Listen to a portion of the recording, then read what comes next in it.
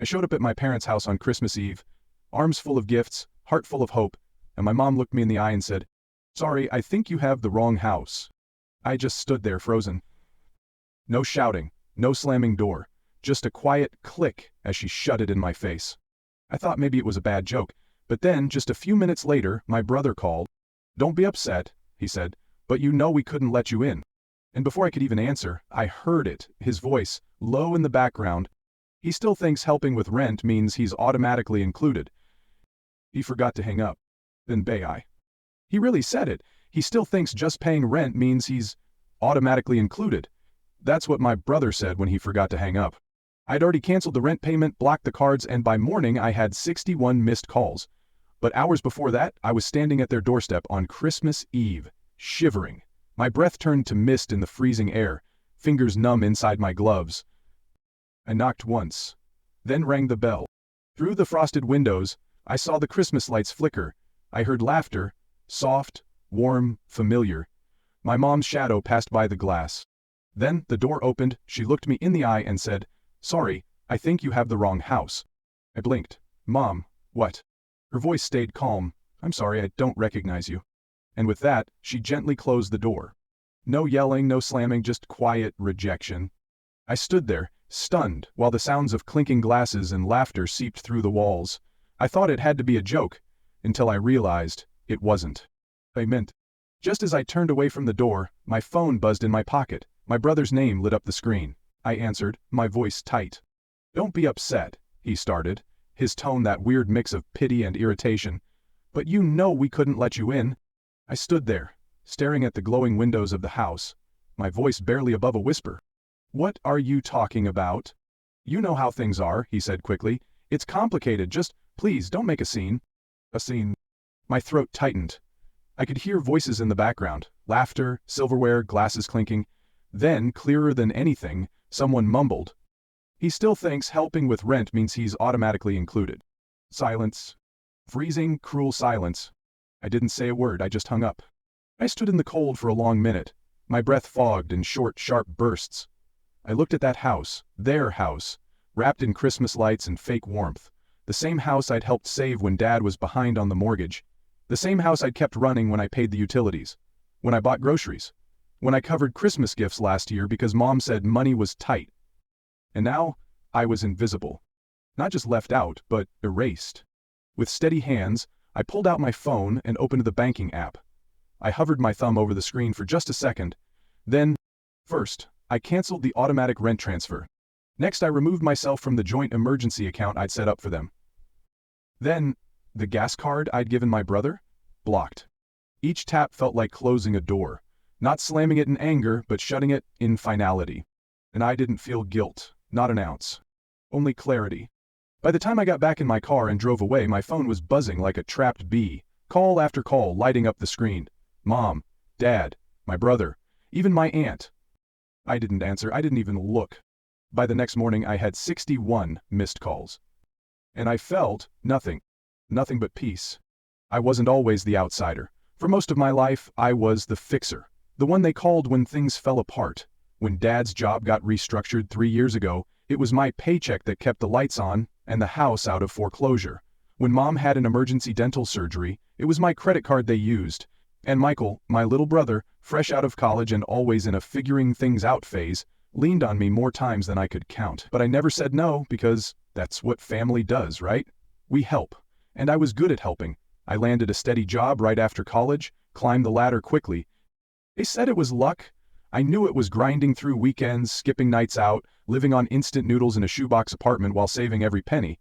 But none of that mattered, because when someone needed something, they didn't hesitate to call. "James, sweetheart, the electric bill's a little high this month, can you cover it?" "Jim, Michael's struggling, could you spot him some gas money? Your dad's been under a lot of stress lately. Can you help with the mortgage for just a little while?" And that little while turned into months, then years. I became the silent safety net, invisible until they needed me again. I think the first time I realized something was off was last Thanksgiving. I paid for the entire dinner, every single thing down to Dad's favorite overpriced wine, but when it was time for the family photo, they asked me to take it. "Come on, Jim," Mom said, waving me back. "Just wanted the family in this one." I laughed it off, thought it was a joke, a small oversight, but things like that kept piling up. Michael got a brand new SUV for his birthday, a gift from our parents. When I asked why I never got anything even close to that, Mom just laughed. "Oh, Jim, you never needed anything. You're so independent." Independent, the polite word for alone. I told myself it didn't matter. I was the older brother, the responsible one, but then came the whispers, the jokes. He thinks paying a few bills makes him part of the family. He's always throwing money around, but what else does he have? And the worst part was Mom. Sweet smile, careful words, cruel intent. Michael has such a bright future. If only you could be more supportive of him. Supportive? I paid off his student loans. I covered his rent when he quit his job to find himself. I co-signed his credit card to help him build credit, but when I said my own finances were getting tight, Mom just gave me that disappointed look. Family is about sacrifice, James. We were always there for you. There for me? I remembered my 27th birthday, the one they all forgot. The hospital bill I paid when Dad slipped on the ice, and no one even told me he'd recovered until 2 weeks later. And that trip I canceled with my friends because Michael called, crying, needing help with rent, again. That Christmas night, standing in the freezing cold, staring at the door they shut in my face, something in me broke. Or maybe it woke up. I wasn't their son anymore. I was their sponsor. I thought back to the roof I paid to fix last summer, the one keeping them dry while they smiled like nothing was wrong. The $500 0 cents check I secretly tucked into Mom's purse just to help. The birthday party I paid for, where Michael lit up like a golden child and Mom hugged him, whispering, "We're so proud of you." Proud of what, exactly? His ability to drain me dry? And still, I didn't really see it until I heard his voice that night. He still thinks helping with rent means he's automatically included. That's when it all clicked. Back in my tiny apartment, the blinking lights on my barely decorated Christmas tree felt like mockery. My phone buzzed nonstop, Mom begging me to answer, Michael telling me to stop being dramatic, Dad saying, "Your mother's upset, call her." But none of them said, "We're sorry." None of them asked, "Are you okay?" So the next morning I acted. Called the bank, canceled every automatic transfer, removed my name from the emergency account, shut down Mom's co-signed credit card, blocked the gas card Michael used for job interviews. Then I called their landlord. "Yeah, I'm just calling to update the account. I won't be paying their rent anymore." I left no note, no drama, just a clean, quiet cut. I made myself a cup of coffee, watched the snow fall. My phone lit up with missed calls, but I didn't pick up. And for the first time in years, I didn't feel guilt. I didn't feel regret. I felt free. It didn't even take 24 hours for everything to blow up. The first call I answered was from my mom. Her voice was already sharp with panic. "James, what did you do? The rent's not paid. The card isn't working. Did you?" "I did," I cut her off. Calm. Almost bored. "You can't just do this," she snapped. "Your brother needs that card for gas. We need the rent covered. Your father is—" "I don't care." Silence. For the first time in my life, she had nothing to say. I could almost picture her on the other end of the line, mouth open, stunned, like a fish gasping for air. "James," she finally whispered, her voice dropping into something colder. "You're being incredibly selfish." "Selfish?" I laughed. Not kindly, sharp and bitter. "Was it selfish when I paid your electric bill last month? When I covered Dad's prescription because his insurance didn't work? When I paid for Michael's entire graduation trip? That was a gift," she snapped, the fake warmth gone. "You can't hold that over us." "A gift?" I leaned back in my chair, staring at the bare wall of my apartment. "A gift is something you give, not something people expect and demand. You know how hard it is for your brother?" She said quickly. "Not everyone's as comfortable as you are." "Comfortable?" I laughed again, louder. "You mean working 60-hour weeks while he sits at home playing video games?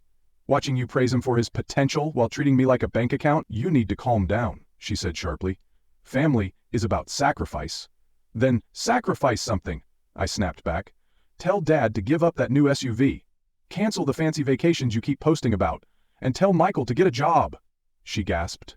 A sharp intake of breath, and then, cold as ever, "I don't recognize you anymore, James. You're being cruel." "No, Mom, I'm just being clear." I let the silence stretch, then hung up. Next came Michael. His voice was lower, but just as angry. "Bro, what's wrong with you? Mom's crying, Dad's freaking out. You just cut us off?" "Yeah, I did. You can't just do that. We're family." "No, I said, we're not." "Not anymore." "Are you serious right now?" His voice cracked, fake shock trying to cover the fury. "All this because of some money? You've lost it." "Because of money?" I hissed. "You mean the money I used to pay your rent?" Your credit card, your dumb streaming services, or the money I used to keep the lights on when Mom and Dad were too busy playing rich to pay their own bills. You're such a, he started. No, I'm awake, I cut in. I finally see it. I'm not your emergency contact anymore. I'm not your fix-it guy. I'm done. You're being dramatic, he spat. But I heard it, the fear under his voice. You're seriously gonna ruin Christmas over this? I laughed. Was I even invited to Christmas? Or was I just expected to pay for it? He went quiet. I can't believe you, he muttered.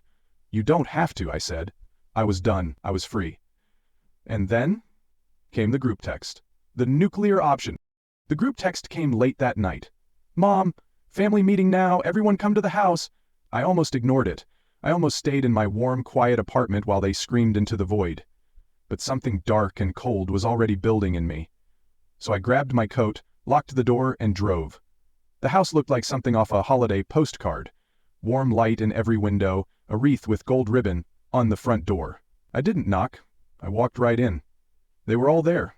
Mom, red-eyed and blotchy, Dad pacing by the fireplace, his hands clenched, and Michael slouched on the couch, lit by the blue glow of his phone. James, Mom cried, rushing toward me. This has gone too far. We're family. We don't just turn our backs on each other. You did, I said. The room froze. Her eyes went wide. Dad stopped pacing. Even Michael looked up. You did. The second you closed that door on me. The second you laughed about me behind my back. The second you made me nothing but a wallet.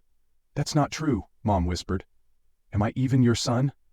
I stepped forward, heat rising in my chest. Because I was here for the rent, for the roof, for the car repairs. But Christmas?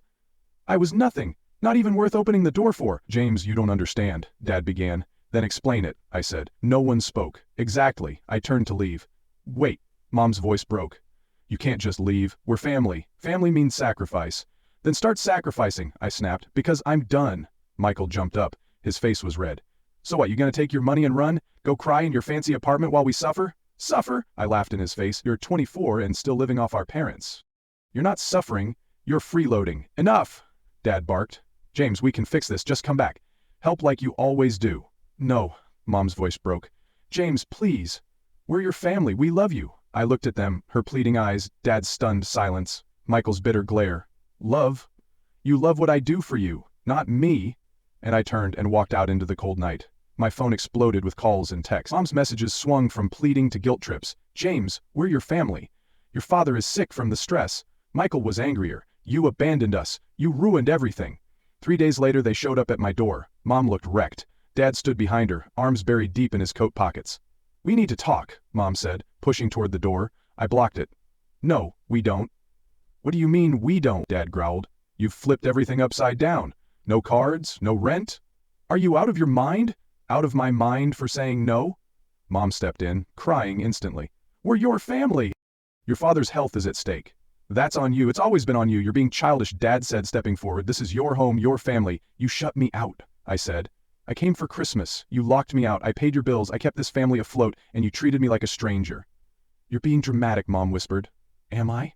What did I get in return? Whispers, insults, a brother who calls me a wallet, parents who use me when they need something and forget me when they don't. Mom looked down. Guilt crept into her face. Oh, it's true, I said. I pulled out my phone and tapped play. Michael's voice came through. He still thinks helping with rent means he's automatically included. Silence. Mom went pale. Dad's jaw tightened as he looked at Michael. I didn't mean it like that, Michael blurted. Said what you all think. That's not fair, Mom cried. We love you. No. You love what I can do for you. Dad's voice rose. Enough. You're acting like a spoiled brat. You think you're better than us because you've got money. No, I think I deserve respect, but I'll settle for peace. Cutting off your family isn't peace, it's cruelty, he barked. Cruelty? Cruelty is being used over and over. It's being laughed at for caring. We didn't know, Mom whispered. Because you never asked, I said, stepping back and starting to close the door. Now you can feel what I felt. Alone. Wait. I shut the door in her face. I stood there, breathing heavy. I could hear her sobbing through the wood. For a second, guilt twisted in my gut.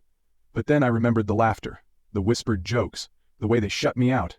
I turned off my phone, made coffee and sat by the window. The snow was falling again, soft, quiet. The kind of quiet I hadn't felt in years. They kept knocking for another 10 minutes. I didn't move. I didn't even look. I just sat there, still and quiet, listening to the dull thud of their fists on the door, like a distant storm I no longer had to care about.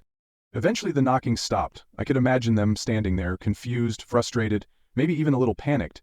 But I felt nothing. No guilt, no second thoughts. An hour later, the buzzing started again. My phone lit up over and over. Calls from Mom, Dad, Michael. Messages, voicemails, the same loop of apologies mixed with blame, love mixed with guilt. But I didn't answer. I didn't even check them. By the time morning light crept through my blinds, my phone showed over 80 missed calls. I sat up slowly, stretched, and stared at the screen for a second. And all I felt was peace. A strange, quiet warmth under my ribs. Not anger, not regret, just calm. For the first time in years, the silence didn't feel like loneliness, it felt like freedom. For the first time in years, I wasn't drowning, I was free. Woke up to a silence that didn't feel heavy or tense. It wasn't the kind of silence that comes before a storm. It was clean, still, peaceful. No missed calls, no angry voicemails, just morning light slipping gently through the blinds. Weeks passed like that. At first, the quiet felt strange, like I was forgetting something, but slowly, I started to embrace it. I made coffee without checking my phone, took long walks with no one interrupting. I cooked meals for myself and ate in silence, not out of loneliness, but contentment. Then one morning, while checking my mail, Mrs. Linda, my neighbor, leaned over and whispered, "Did you hear?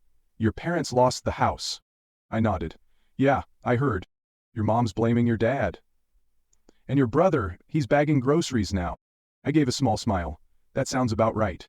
Back home, I found an old photo album tucked deep in the back of my closet. I flipped through the pages. Birthday cakes, summer picnics, smiling faces. There was little me, all teeth and sunshine, no clue what was coming. Then my phone buzzed. A new message. It was from my mom. "We lost everything. Your father says it's my fault. Michael won't talk to me. Please, James. We were wrong. I'm sorry. Come home." I stared at it. My thumb hovered for just a second. Then I hit delete. No anger, no guilt, just calm, just... I slid the album back on the shelf and walked outside. The air was crisp, the sky wide and clear. And for the first time in my adult life, I smiled. Not because someone needed me, but because I didn't need them. Boundaries are not betrayals, they're self-respect. James didn't slam the door to punish anyone, he closed it to protect himself. He realized that constantly being the fixer didn't earn him love, just expectation. And when he said no, they called him selfish. But sometimes, the kindest thing you can do for yourself is walk away from people who only love what you do for them, not who you are. Setting boundaries isn't being cold, it's finally choosing peace after a lifetime of noise. If you've ever felt like the outsider in your own family, like your worth only shows up when your wallet does, this story wasn't just James's. It's yours too. If this story made you feel seen, if it reminded you that choosing yourself isn't selfish, it's necessary, then don't leave empty-handed. Hit that like button, share this with someone who needs to hear it, and subscribe for more powerful real-life stories just like this. Because sometimes healing begins with just knowing you're not alone.